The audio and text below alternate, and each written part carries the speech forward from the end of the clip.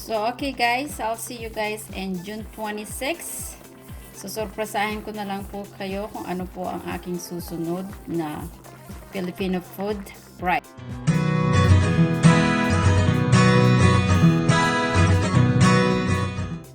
Dahil ho frozen yung ating salmon, it's frozen. So, I'm gonna go ahead try to soak it with the regular soda. Yan lang ho, regular soda. That's it. Just to pick up the smell. At saka ho yung lansa ho niya para maalis. Yung lansa ho niya para maalis. So, lagay muna natin. Lagay muna natin yan.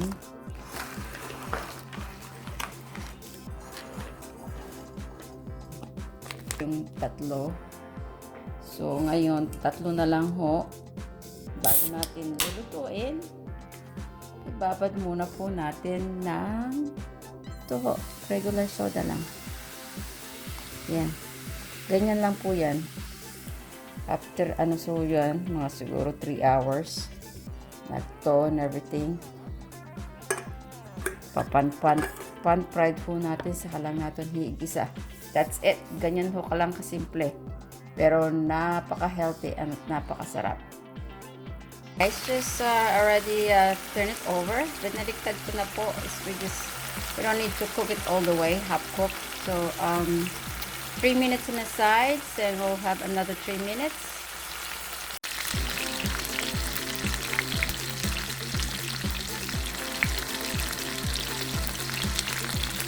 And nahiwa na natin ng ating okay, we just need garlic, onions, okay, cherry tomatoes, and small bell pepper.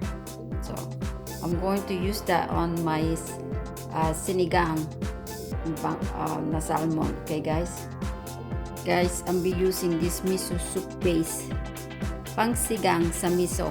Yan ho, i-use ho natin yan.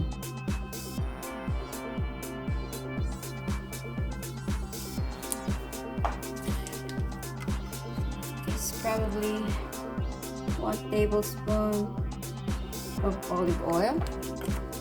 Yan lang naman po ang gusto nyo, konti lang. This is a pure olive oil. Pure olive oil.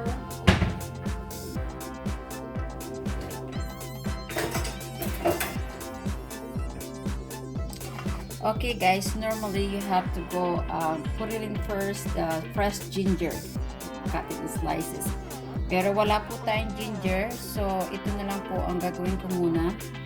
Onions and bell pepper, magkasabay na po yan. Bell pepper at saka sibuyas. Sabay na po yan.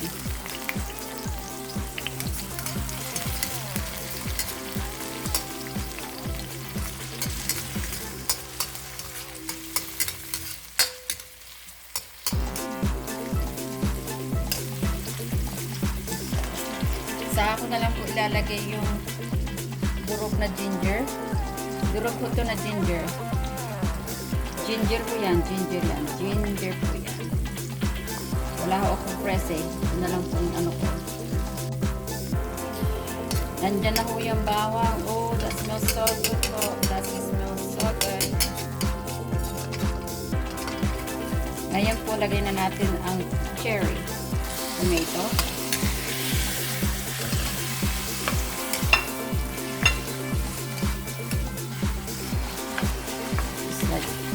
Ganyan ninyo, diin mo yung tomatis.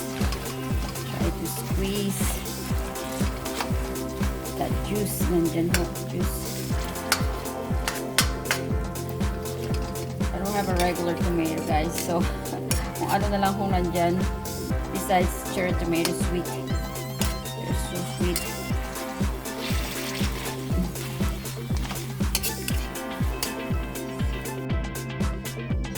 I add 1 more cup, so we have 3 cups in there. That's 3 cups of water. Dalawa lang naman kayo mag-asawa, so I just need 3 cups. And we just hope to bring it to boil. Hintay po tayo.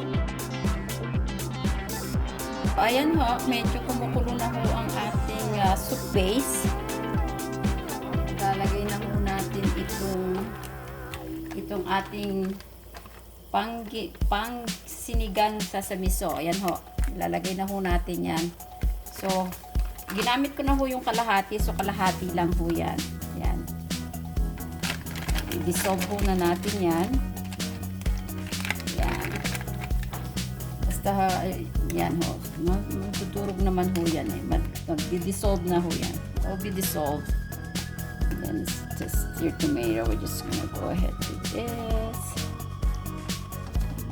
Tomato ho nyo. Para yung diin-diin lang ho nyo yung tomato nyo ho. Para yung tamis ho nyan mapupunta ho sa sabaw.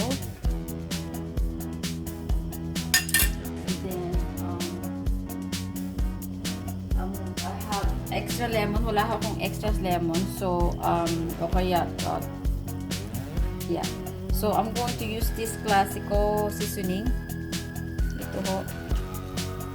Ano ho yan, medyo maanghang-hang ng konti at saka merong lime. So, lalagyan ko rin ho ng konti yan. Yan. Yan ho ang aking pinakaanghang. Lalagay na ho natin yung ating isda. Lalagay na ho natin yung isda natin. Yan. Pwede ho kayong sa tilapia, pampano. Pwede po, wala ako noon ngayon dito sa aking kusina. Meron po akong fresh na spinach. So, yun na lang po ilalagay natin, fresh spinach. Okay po? So, pagkakulo lang ho nito, tapos na tayo. Pwede na ho tayong kumain. Yan na po ang aking lunch. Yan na po.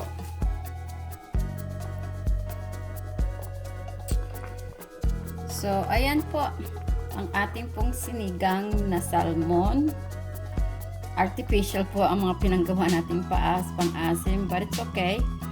Pwede ho kayong gumawa, lagyan ng sampalok, kamyas, or lemon. Ako po ay artificial po ang aking ginawa dito. Is pulbos lang. So, thank you very much for watching to Travel and Taste. Ito po ang aking Filipino Food Friday. So, hopefully you like my dish. And I'll see you in next Friday po. So, okay guys. I'll see you guys in June 26. So, surpresahin ko na lang po kayo kung ano po ang aking susunod na Filipino Food Friday. Bye for now.